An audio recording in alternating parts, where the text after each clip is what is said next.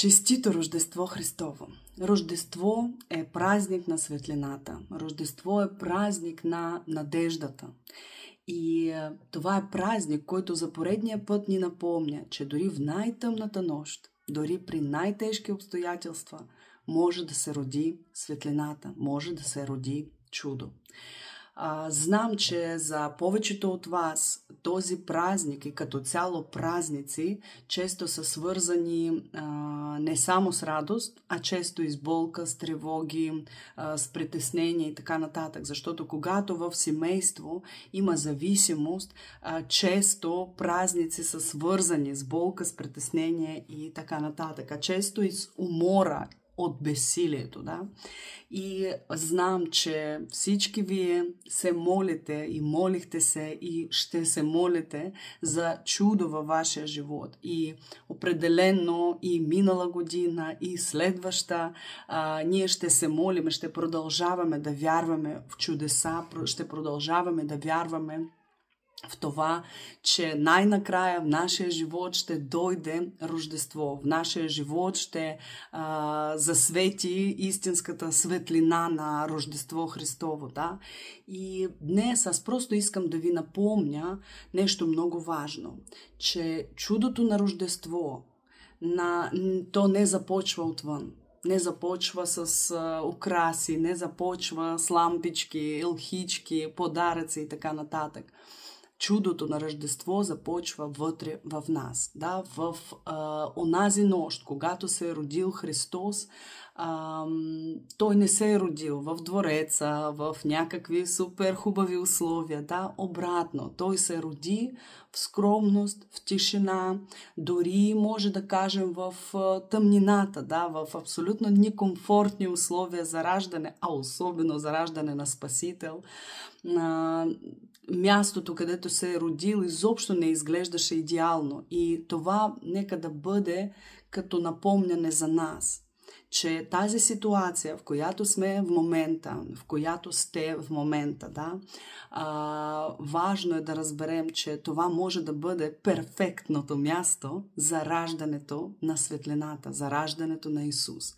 И точно по този начин светлината често се ражда точно в такива в неподредения живот, да, в объркано сърце, в уморената душа и в човек, който въпреки всичко продължава да обича.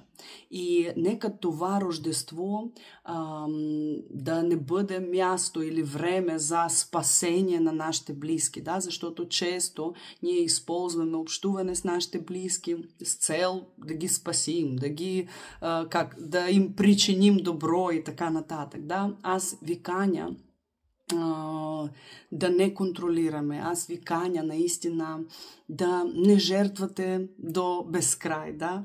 Аз ви каня да направите нещо много по-дълбоко.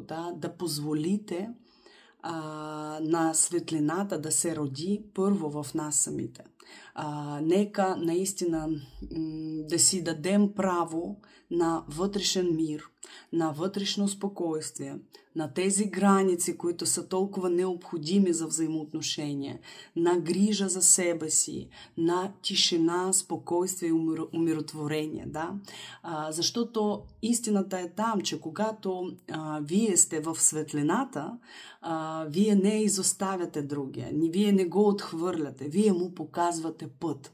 Защото само чрез любов към себе си, адекватно отношение към близкия, ние може да му покажем и да му явим любовта на Бога. И нека това Рождество бъде не за перфектно семейство, да, или за някакви идеалния празник, да, а нека да бъде за истинско сърце, в което има и болка, има и разочарование, има и притеснение, да, но не бягаме от тях, да. Нека това Рождество да ни донесе тази сила да бъдем себе си, тази сила да бъдем уязвими, тази сила да бъдем искрени със себе си на първо място. Пожелавам ви наистина Рождество, в което светлина се ражда вътре в вас, да има там тази любов, която е способна да променя. И наистина, нека нашата любов, която имаме вътре в нас, нека тя, този празник, тези дни рождественски, нека да се прояви чрез приемане, а не чрез поправяне, чрез безусловна обич, а не чрез контрол и критика. И нека наистина да си позволим да обичаме нашите близки, дори да са зависими, дори да са много зле и изглеждат и така нататък, да ги обичаме просто така, както Бог ги обича, така както Бог ни обича нас, И нека тази неперфектност да бъде идеално място за раждането на светлина и за раждането на истинско спасение в нашия дом. Пожелавам ви Рождество Христово да дойде във вашия дом не само на тази конкретна дата, не е само конкретно на бъдни вечер, защото знам колко често роднини на зависими се притесняват точно от този бъдни вечер, когато всички трябва да сме заедно на маса и така нататък. Знаете, когато размишлявам за раждането на Исус, аз не мисля, че, например, Мария и Йосиф мечтаели детето им да се роди точно по този начин, но виждаме, че не беше изобщо перфектно, защото не намериха нито хотелска стая, нито болница, нито просто човешки условия за раждане на едно бебе, а особено на Бог. Но така или иначе, то се роди. Така или иначе, то се появи, независимо от тези неидеални обстоятелства. И нека наистина това, което се случва в момента в нашия живот, да го приемем като това неидеално обстоятелство, в което ще дойде и ще се роди светлината. Пожелавам ви весели празници, мирни празници, празници напълнени с любовта, топлина и приемане. Пригръщам ви силно и абсолютно съм сигурна, че Христос се е родил точно за вас и за вашето семейство.